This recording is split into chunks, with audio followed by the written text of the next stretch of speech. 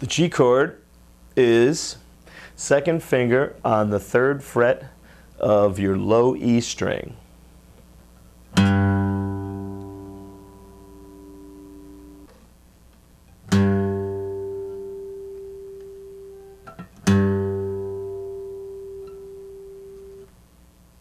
One, two, second finger, 3rd fret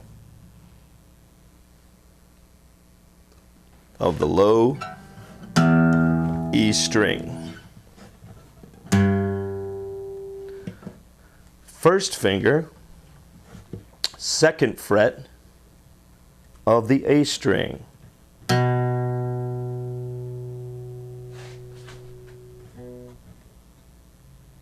Second finger's on the 3rd fret of the E string to make a G note, which we know again is the root of the chord. First finger, 2nd fret of the A string, and then the 3rd finger. We're going to use 3 fingers on this one. Number 3, trois, is the 3rd fret on the high E string, 3rd fret, 3rd finger, high E string. 3rd fret, 3rd finger, high E string.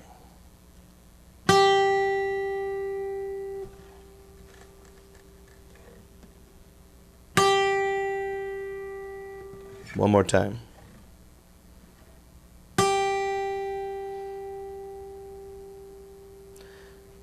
Now here's what's really important. When people are learning chords for the first time, a lot of times there'll be a lot of this action going on.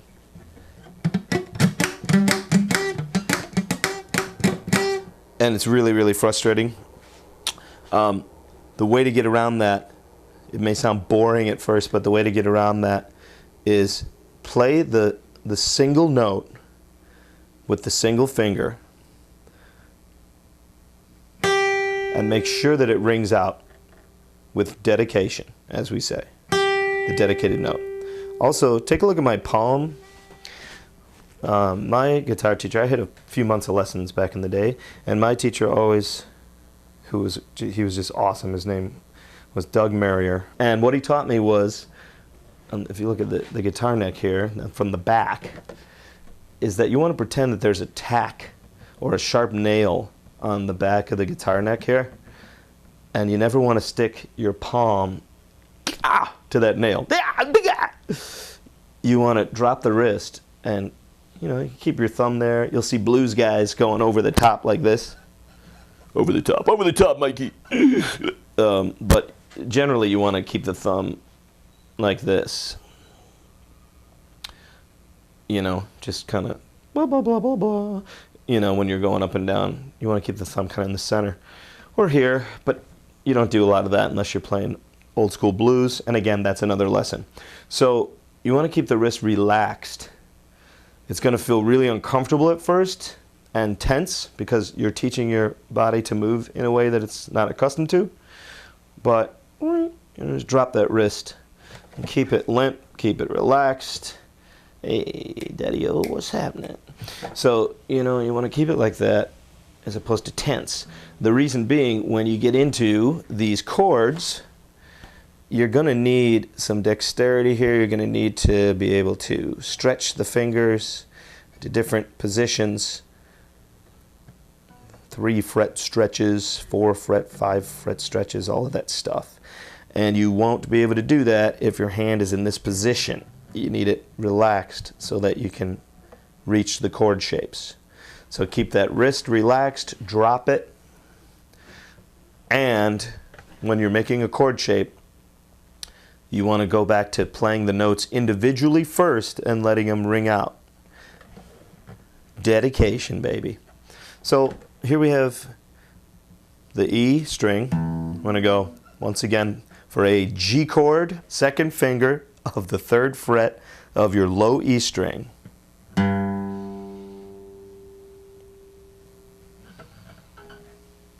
Again. You see that? Then first finger 2nd fret of your A string.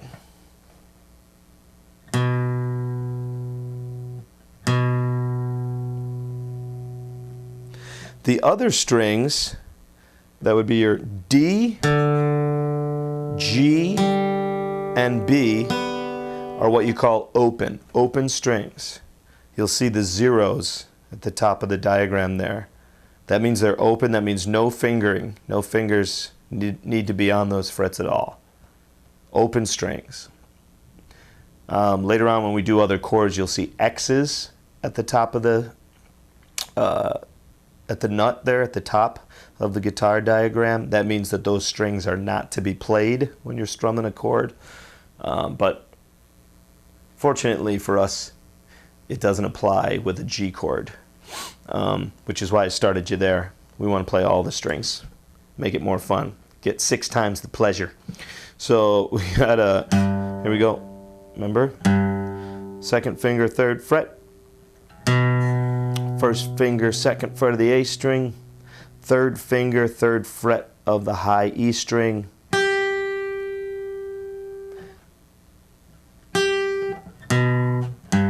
Put them all together. What do you got? Oh, dirty Maggie May, they're taking her away, and she never walks down Loud Street anymore. Sorry. So again, you can see, especially in folk music, G chords rule. But I want to get you started on a G chord first. If you're finding again that it's sounding kind of clunky and not ringing true, why would that be? Well, make sure that you are putting your fingers in the center of the fret, right over the dot there in the center. No matter what fret your finger is on, you want it in the center of that fret or close to the bar, but never on the bar. Center, yes. On the bar, negative. Negatory. So if you're having some trouble there, remember, drop the wrist, thumb in the center, keep that wrist relaxed, and play the notes individually first. Make sure they're ringing out, because if you find that they're not, you'll be able to isolate the problem and figure out which finger or where it's coming from. You want to press firmly too, and you don't want, this is important, you don't want your fingers to be flat on the string. You want them to come from above down. Again, one of the main reasons why you're dropping that wrist is to have some strength between your thumb and your fingers to squeeze the neck and come at it from the top. Top of the finger, that I mean the balls of your fingertips there. Not flat here, here. You want it landing here, not here. Land here so you get calluses and, you know, it seems like you're working for a living. So, and God knows, you want to play guitar, you don't want to work for a living. But you want to make it seem like you are by getting calluses on your fingertips from practicing 9 hours a day. So, here we go. 2nd finger. You know the whole fingering position by now. I won't go through it again, won't bore you with the details.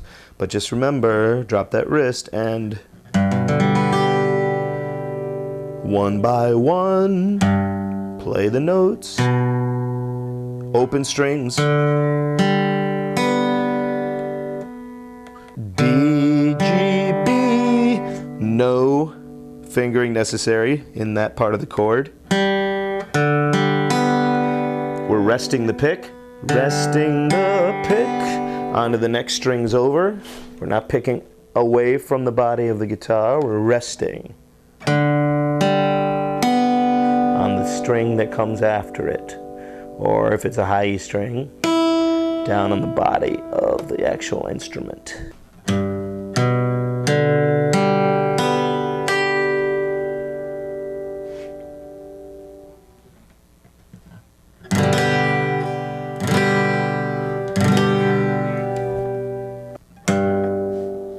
When you're picking, you want to pick right over this acoustic sound hole here, center, or slightly this way. No need to go over here unless you're Dick Dale. So we go like this.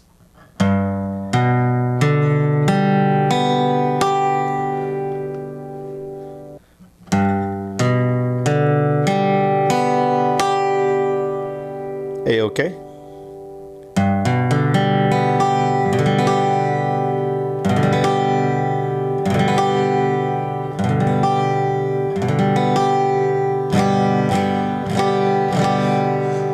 Downstrokes only for now when you're strumming the chord.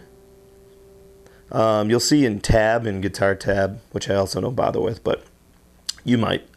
You'll see it in guitar tabs that these arrows pointing down mean down picking or down strumming, down strokes. The ones that go up in tab or in music notation mean strumming upward or upstroke. So eventually you'll be going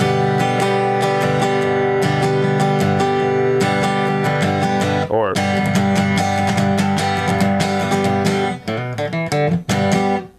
that kind of nonsense.